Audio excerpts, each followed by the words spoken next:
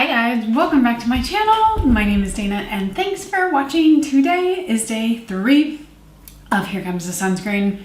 And it's an interesting day because I actually filmed this video once already, but I had to refilm it, and I am refilming it right now because I think the product that I got from Amazon was not real. Or if it was real, it was somehow like older, but it was odd. I'm going to insert some clips throughout this video a little bit later showing you the difference in the tone of the product and also the size of the product. Suffice it to say, I have the real product right now because I bought it from their website. This is the Alastin HydraTint Pro Mineral Sunscreen, and I returned the other one because it was within the window that I could return it from Amazon, so I did want to get that money back. But I made sure to get clips of the tint and the size so that you could kind of see. So I am using this video as a way to give you details on this, but also to kind of maybe warn you, because I thought the one from Amazon was okay and I thought the seller was okay, but it's just such a different product than what I actually got from the Alastin website that I have a hard time believing that that is truly real. The other thing that I was worried about is that the date on the other one was like something 08-25. So it was so far into the future. Like, I don't think I've seen any sunscreens that have 25, like the year 2025 on them yet. This one from the Alastin website is 08-24, which is a little bit more normal, like a year and a half or so. So that one just, there's some kind of concerning things about it, and they made it look almost identical. Suffice it to say, have I said suffice it to say twice now? Probably. I do recommend getting it off of the website. I think that if you get it from Amazon, it's just a little trickier, even if it comes from like a seller that looks like Alastin. I'm just not sure. Now, I get a lot of other sunscreens on Amazon, so I always do make sure that it comes from that brand, and they usually have like a brand storefront.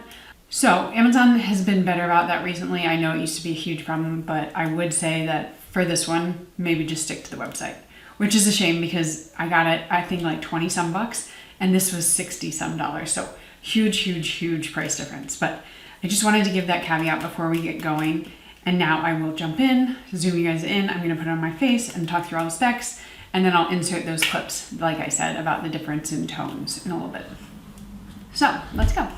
Here comes the sun, and I say it's alright.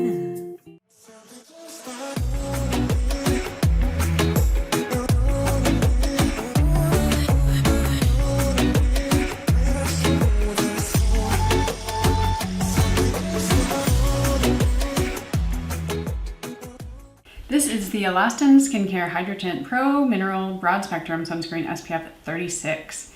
It retails for a whopping $64 unless you get the auto replenish, which then takes it off takes it down to $60. And you do get a pretty substantial amount. This comes in 3.4 fluid ounces or 91 grams. So that is pretty much double the standard size, which is 1.7 ounce. So you are getting a lot, but it is pretty pricey. So what is this? It is a mineral sunscreen. It is supposed to even and brighten your skin with giving a glowing tint for most skin tones, which is nice that they say that. It has SPF 36 and it's lightweight all mineral formulation. It also is water resistant for 40 minutes, which is amazing. And as far as our active ingredients, we do have 8.9% titanium dioxide and 3.4% zinc oxide. This one does not have butyl salicylate, so you can consider it a pure mineral sunscreen, which is great for a lot of you out there. And it has quite a few skincare ingredients, so this could, you know, for some people double as their skincare and their sunscreen. I always like to use most sunscreens as just a primarily sunscreen.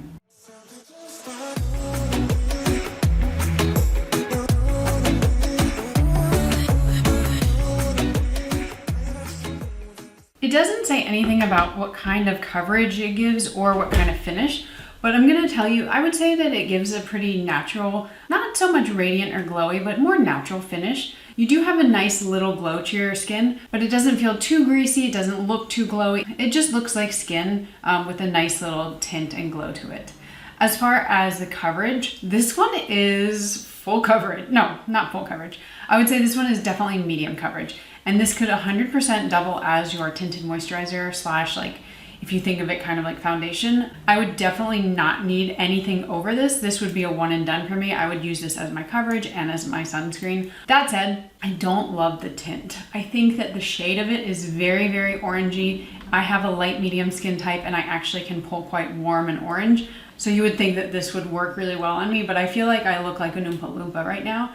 And I did use 1/4 teaspoon. So I think the difference is I would use this as maybe like an actual skin tint. I say that often. I talked about another one which is coming later in this series, but I talked about another one that was really more like makeup to me. And I would kind of put this in the same category, unfortunately. And that's mainly just because of the amount of coverage and the kind of level of the tint. It does pull so warm that I could only use this in the summer. I would look like an Oompa Loompa from the neck up in the winter time. It's just one of those ones that if I use a little bit less, it might not pull as orange and warm, but then I'm not getting the amount of coverage and protection that I usually like from a sunscreen. So that's kind of what it is. I think you can see the difference. Like look, when I'm showing you my neck, this is my natural skin color right now, and this is the tint that I get from it. So I actually liked the tint, the color of the other one, I'm gonna call it a fake, I'm not 100% sure, but I liked that one a little bit better. I felt like it was a little bit more neutral, and I will insert that picture right now so you can see the difference in them. Okay guys, so these are the two Alastins. You can tell that they are different sizes. The one on the left is the, I think, counterfeit Amazon one, and the one on the right is the one from the website. So you can see the difference. Even the color of the packaging is a little different. And now I'm going to do swatches. So these are the swatches. This is the real one. This is the fake one. You can see, first off, the consistency is quite different. This one is runnier, like kind of thinner, and the fake one is a little bit thicker. And then also the shade is quite different. I'm gonna show you in natural light when they're all rubbed out. So this is the fake, this is the real. You can see this one is more neutral. The Amazon one has more of a kind of like warmer undertone.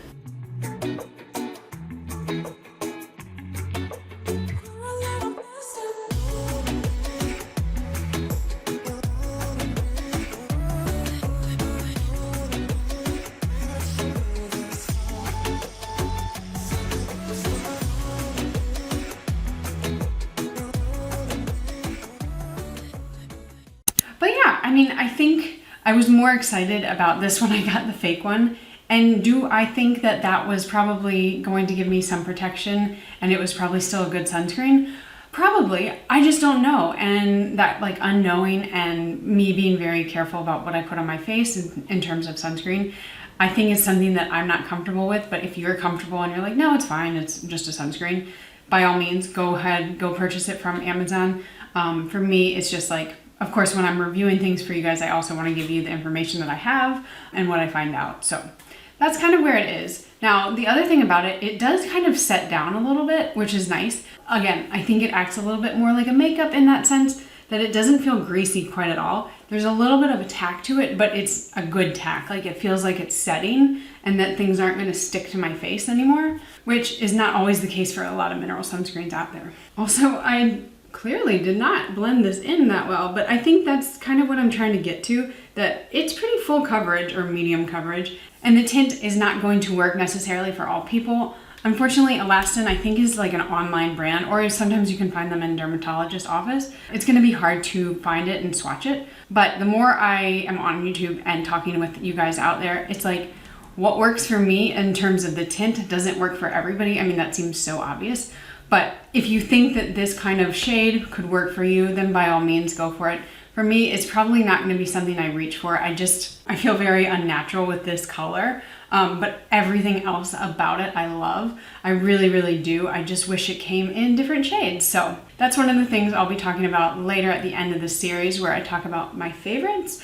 And one of the things that I really wish a lot of brands did, which I know is very expensive, is that I wish they had just different shades. Because this is not going to work for everybody. If you are very light, you're going to look even like more warm and Oompa Loompa-y. Oompa Loompa. And if you're darker, it may work, but I don't know because it could pull kind of gray on you or purple. So, you know, it's one of those things. It's just very hard when they have like one shade fits most kind of thing.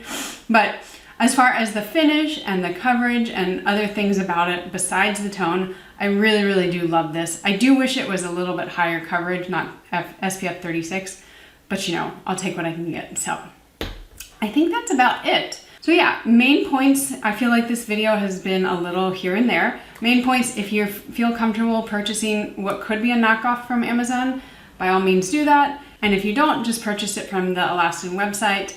If your skin tone does pull more warm, I think this could work on you. Or if you just tend to use less than 1/4 teaspoon, and you're gonna get like a different amount of coverage and maybe the tint will be different. If you do have super dry skin, I don't think this is gonna be enough for you. It doesn't feel hydrating for me. It feels like makeup. It doesn't feel like I'm actually getting the skincare, like hydrating, moisturizing properties. I think if you have drier skin and you use this underneath your moisturizer, it could work. But I think it actually would be really great for those of us with normal to combo and oily skin because it doesn't feel too overwhelming and too greasy. So now that's all I've got for you guys. A very interesting video with a dupe and a not dupe, maybe. And that is day 3. So thanks again for watching, and I will see you tomorrow for day 4. Bye guys.